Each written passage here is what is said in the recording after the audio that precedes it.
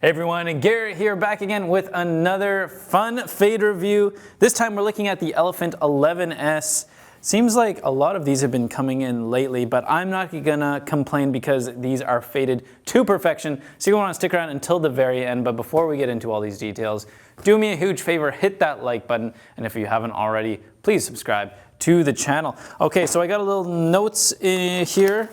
These were sent in by Chris from Manitoba. Again, these are the Elephant 11S. He said he started wearing them roughly when they released, and he stopped wearing them in December. So he says it's about 2.5 years. He says it's been his primary pair, but he also switched between a few other pair as well as shorts during the summer, so maybe 2 years in total. He says that he's washed them 3 times. He wore them around Manitoba, Canada.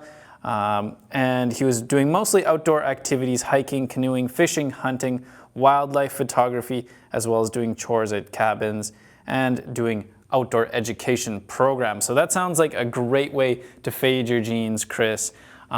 Chris has actually been fading jeans for us for a long time. He's one of the guys who has faded many of these jeans here on the wall, and he regularly sends them in. So let's get started into these Elephant 11S. So if you don't remember, the Elephant 11S actually featured stretch. That's what the S means. But it did have this beautiful Grandrelle weft, which is kind of the most striking feature, and then a little bit of stretch just for comfort, which I think would have been perfect doing all those outdoorsy activities. But as you can see, they still fade amazingly. Starting from the top here, you can see it looks like these were worn with a belt just because there's not a lot of fading here on the waistband. They were pretty well protected, and you can just see how dark and deep blue these started. Almost black, just look at that dark blue color. Moving down to the pockets, immediately we see some high wear areas where his hands have been going in the pockets, some nice folds and creases, and a little bit of wear and starting to rip and fray on the edges of those pockets, which looks really nice here. Almost exact same locations on both sides, so right here and then right in on the inside there. More wear on this belt loop here, but not on this side. So interesting, something was rubbing up on this side that was not rubbing on that side. Looking at the buttons, buttons are all in great condition, no brassing or polishing to really report, and the buttonholes are all in perfect condition as well. Moving down a little bit, a lot of highlight area on the outside of that fly placket. This area always seems to get a lot of wear because it kind of sticks out the most. And then coming down here, we see some very well-defined whiskers, very high contrast because he said he only washed these a handful of times. So you get that really bright white area, almost with like kind of a yellowish tinge, probably from the dirt and the grime, the dust, the outdoor forest rubbing off on the jeans. And then we have these low spots here where it's like really dark indigo. Actually right here, look at that. Look how dark it is. It's almost untouched, almost brand new. Yeah, even compared to the inside of the fly, it is almost darker than that. So really nice high contrast fades. And if you're looking to do high contrast fades just like Chris, you want to wash the least amount of times. That's really going to get these super defined high contrast fades. Moving down, we can see here, these weren't worn too tight as the whiskers are kind of going off in different directions, which is good. So that's a nice thing to see. The pocket bags are also clearly defined. So he probably had a few things in his pocket bags. You can really see that outline of, and you can feel it too, of the pocket bag on both sides.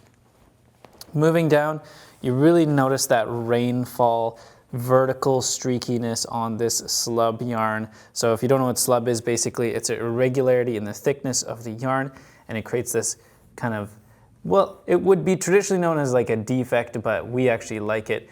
So we put it in here as on purpose on some of the jeans to get that vertical streaky character. A lot of beautiful old raw denim has this, and the 11S has lots of it.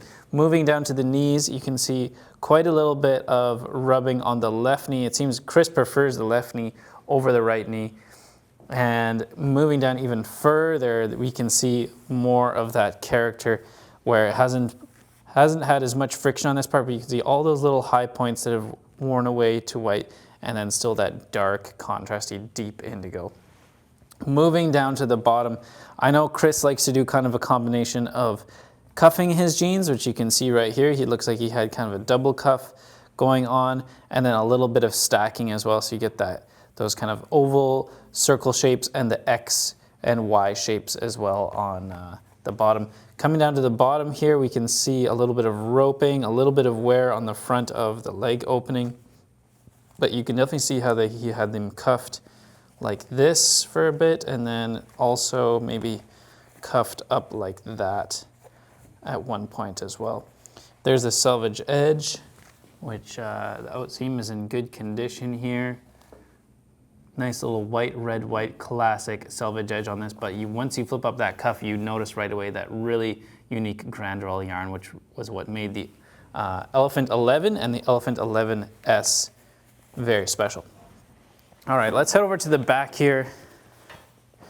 We got that thick elephant leather patch, which is in perfect condition. Feels like he gave it a little bit of oil. This a little bit of an oily, waxy feel on here, so I'm sure that he was taking good care of this patch, and he gave it a little bit of leaven before he sent it in. Look, maybe actually it looks like there's a little bit of wax got spilled on the side here, so there's a little bit of evidence of that as well. Again, very dark still on the yoke and the waistband, and then as soon as we move down into the seat area, boom, lots of fading going on. I imagine we are out there in the bush, sitting on the rocks and the wood and the forest floor, that kind of thing. You get a lot of fading on the seat area here. But overall, no damages, no major like holes or anything. Pockets are still in amazing condition. I would say this is like a really good job, well done. Moving down to the crotch, again, no major crotch blowouts or tears or holes. And what that tells me is that these were sized properly for him. And also probably that stretch helped just reduce a little bit of the stress on the jean, because when you have a high stress area like the crotch, maybe it's a little bit tighter, the fit isn't perfect, that's when you get fast blowouts. But on these, it looks like he sized them perfectly, and then he also has that little bit of stretch which allows the fabric to move and basically reduce the amount of friction and reduce the amount of wear. All right, coming down to the bottom here, look at these. These are textbook honeycombs. Oh man, look at those. Very high contrast, very well defined. Just an amazing job on these as well. And because it is a heavy weight, you can see that there's not that many. Usually the lighter the fabric, you kind of get like smaller, more bunched up honeycombs. Whereas because this is at around 20 ounces, you get these kind of larger, bigger, very defined high contrast creases. Coming down to the calf fades area, beautiful, like streaky texture here. You really get to see the character of the denim, that slub yarn pop, and yeah, just very nice overall. And then down the bottom here, not a little bit of a stacking fade on this side and this side, but not as noticeable as the front, but you do have more of that cracking here where he has cuffed it, and then at the bottom here again where he's folded it up. And a little bit of heel bite on the bottom. Very cool actually on this one. You can see that Grandrelle yarn poking through little bits of Grandrelle yarn. You can see here how the Grandrelle yarn is made, how they basically take two different color yarns, see like that, and then you spin it. Do you see that on camera? Two different color yarns, see like that, and then you spin it. So let's take a look at the front. There we go. And the back.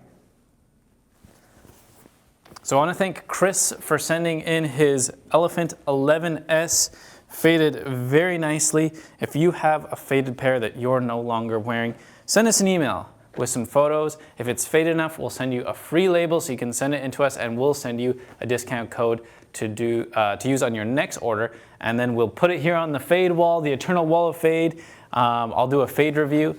And until then, don't forget to hit that like button, subscribe to the channel, and I'll see you guys next time. Bye-bye.